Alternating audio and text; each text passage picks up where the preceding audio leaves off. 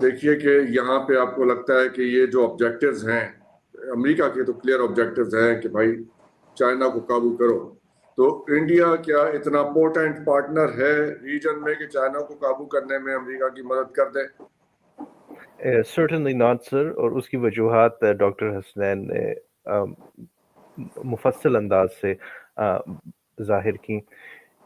It's not ready to do that. The level of inequality there, इन्होंने बड़ा ज़बरदस्त और दुरुस्त स्टेटिस्टिक आपके लिए पेश किया कि the bottom 50% has less than 3% of the wealth of that country. So their system, their software simply cannot cope with the competition that is demanded if you really want to compete with China.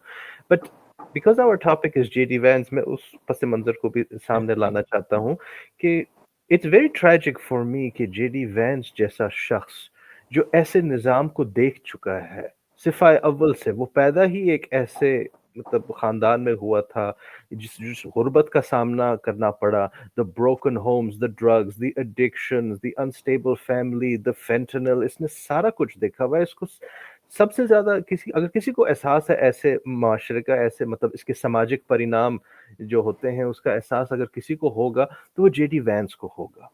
He will understand. और अगर आप इसकी किताब पढ़ें Hillbilly Elegy, it is very well written. मतलब वो थोड़ा अच्छा, ये सा मैंने अपना वो किताब नहीं पढ़ी, लेकिन जो आपने इसका जो नक्शा खींचा है लगता भी ऐसे है शक्ल से.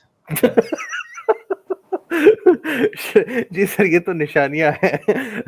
ये भी एक निशान इबरत ही समझे सर उसकी शक्ल को. But the fact is that he does testify through his lived experience of the tragedy. His book is also very beautiful, but he has sold his soul.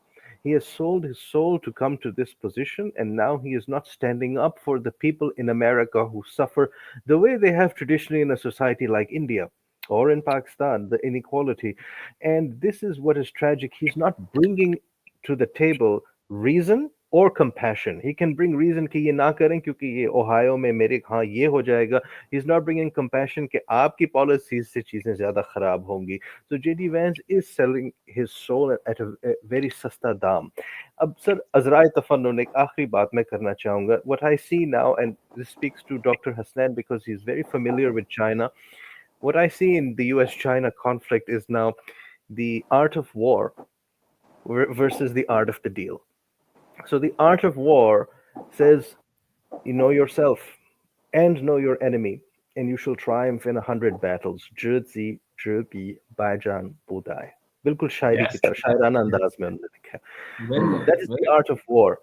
For me, as I paraphrase Trump, the art of the deal now is, in order to confuse the enemy, you must first confuse yourself and see what happens. ये हालत है जो Trump ने छोड़ी है दुनिया के लिए. आपने चाइनीज की शानदार है. I really impressed. मैं अब तक पाथियन के अलावा ज्यादा बात नहीं कर सकता. खैर, एक्सेलेंट. आपको मजे की बात है डॉक्टर चौहान, मैं ये बता रहा था कि पहले जो है वो मिलते ही पाकिस्तान को वो कहते थे पाथियन. अब वो पाथियन भी नहीं कहते. अब इतने ज्यादा बुरे हालात हो गए पाकिस्तान के जो हमारे चीफ साहब ने कर दी. सर मैं इस पे एक आखिरी बात अगर लास्ट फ्यू मिनट्स हमारे पास हैं, ये बताइए कि हमने we have not touched Russia in this entire equation. Sir आज जेडी वेंस तक रह जाइए. मैं उसमें डॉक्टर यानी सईद मूसा साहब से बात कर लें. मैं आपके सामने एक और इम्पोर्टेंट चीज भी रखना चाहूंगा. सर जो उन्हें कमेंट कर देने दीजिए, फिर आप कंक्लूड कर दीजिएगा. ये मूसा साहब ये बता दीजिए. मैं कंक्लूजन की तरफ चाहता हूं कि आप डॉक्टर उस्मान चौहान और सईद मूसा के पास जाएं, आज उनसे कंक्लूड करवाएं, क्योंकि they are much higher intellectual than me. मतलब मेरा तो उनके नीचे दर्जा है. सो मैं आप जरा अंदाजा आपको मैं एक चीज आपके सामने शेयर करना चाहता हूं. अच्छा, पहले मैं आपको सिर्फ बताना चाहता हूं कि एक तो ब्रिक्स का बनना था, और इस ब्लॉक के अंदर ब्लॉक पॉलिटिक्स का मैं बहुत कायल हूं. मैं बड़े हार्ड यानी लाइनर के तौर पर कह रहा हूं, मैं ब्लॉक पॉलिटिक्स का कायल हूं. और लोग फैशन के तौर पे कहते हैं कि मैं ब्लॉक पॉलिटिक्स करके करते हुए कि वो ब्लॉक पॉलिटिक्स नहीं होनी चाहिए. क्यों नहीं होनी चाहिए भाई? अच्छा, दूसरी ये है कि इसमें इंडिया रखना डाल रहा है. अब तक अब एक चीज होगी कि ब्रिक्स जो है वो डिस्क्लोज नहीं करेगा कि वो करेंसी किस तरह बना रहा है और वो स्वैप किस तरह करेगा और मामला क्या करेगा, क्योंकि इसकी अलाइनमेंट जो है वो इंडिया की अब देखनी होगी. जेडी वेंस के बाद से तय होगा, जो कि कोई खास चीजें तय नहीं होनी. आप एक बात ये भी याद रखें, जेडी वेंस जो है वो जिस तरह का उन्होंने बताया है डॉक्टर उस्मान चौहान का, मैं चाहूंगा कि इनका एक पूरा का पूरा प्रोग्राम करें इसकी किताब के ऊपर। ये जो है ये इसी तरह के फेड्रिक टेलर का भी एक इसी तरह का वाकया था बचपन में। तो वो बेचारा जो है वो इंफीरियोरिटी कॉम्प्लेक्स वाला बच्चा था, उसका अब्बा जी जो है ना उसे कुटते होते थे, वो कहते थे मैं इंसानों को देखना भी नहीं चाहता, इसलिए ऑटोमेशन पे ले आया था। तो इसके अंदर भी बहुत ग्रेवियंसेस हैं, जैसे हिटलर के अंदर ग्रेवियंसेस थे। ये बहुत शिद्दत पसंद आदमी है। सो जिस शिद्दत पसंद आदमी होता है वो सिर्फ तबाही करता है, और यही काम ये कर रहा है कि ट्रंप को भी उसके नीचे से कुर्सी खींच रहा है, इसलिए ट्रंप नहीं टिकेगा। मैंने कहा था 1 साल तक टिक गया तो बहुत बड़ी बात होगी। अच्छा, अब मैं गुर्बत के बारे में एक बताना चाहता हूं।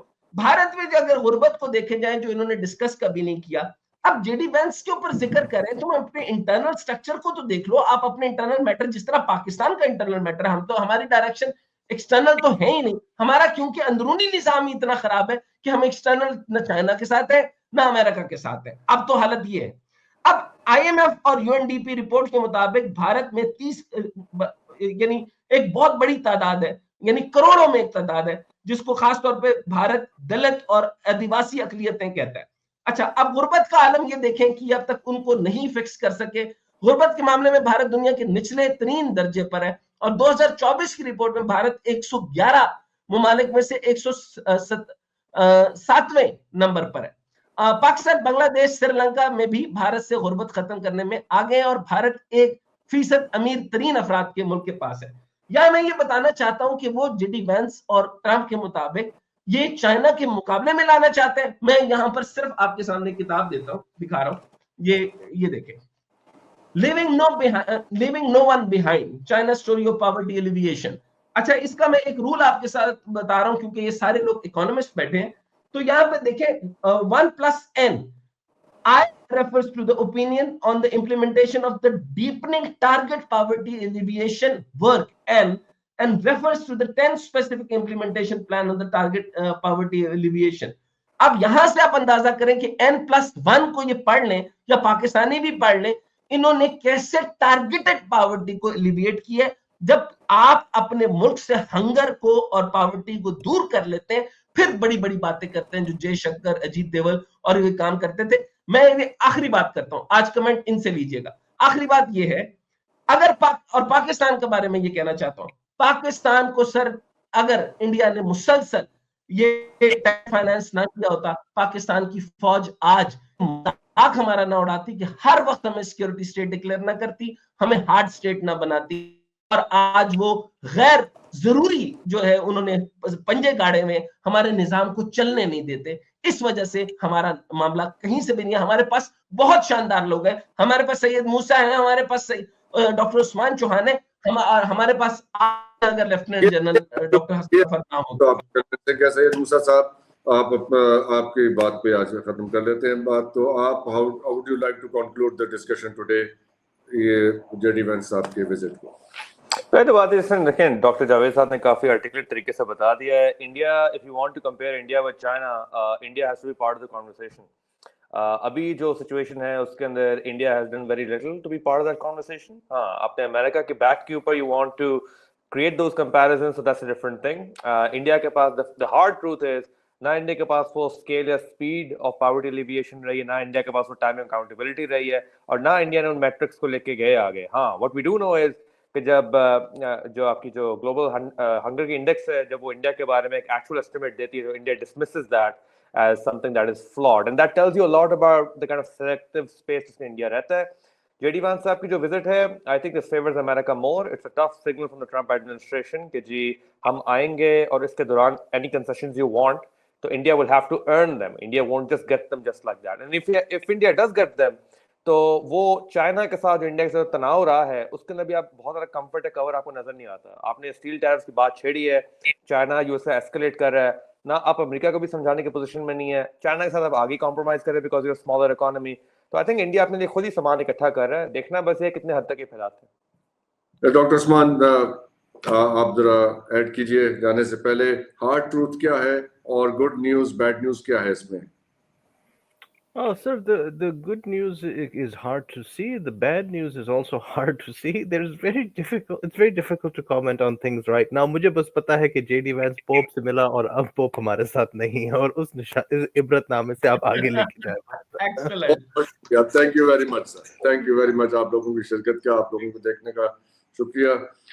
ये जैसे ये जियोपॉलिटिकल सिचुएशन आगे डेवलप होती है और इनकी विजिट JD Vance की, will catch up with it. लेकिन आज जो डिस्कस नहीं हो सका वो इस सारी इक्वेशन में रशियन रोल है, रशिया के टाइज हैं, economic and defence ties with India, और जाहिर है वो एक ऐसा वेन्यू है जिसको इग्नोर नहीं किया जा सकता when we talk about Indo US relationship. कोशिश करेंगे कि आने वाले दिनों में इसको इंक्लूड करें अपनी डिस्कशन में।